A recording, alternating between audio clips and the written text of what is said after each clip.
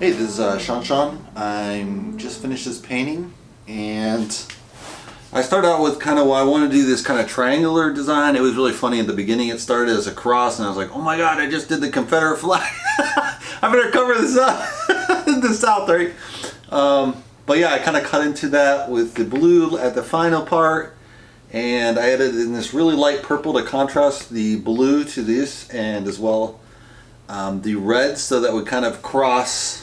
It would match really well this, and it would play off the blue here.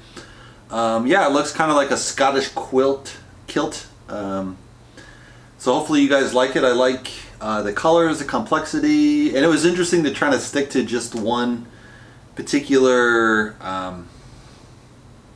where everything's in check, kind of. It is a little bit off center, so it's not a perfect geometric painting in that aspect of balance and equilibrium, but I think that creates a little bit of tension and a little more interest in the painting because it is off center, and you're like, why is this center off? You know, and then it kind of immediately pulls you in. You kind of start examining the other flaws or consistencies in the painting. So hopefully you guys like it, and it will be available on ShawNshawN.co. So check it out. Thanks for watching, guys.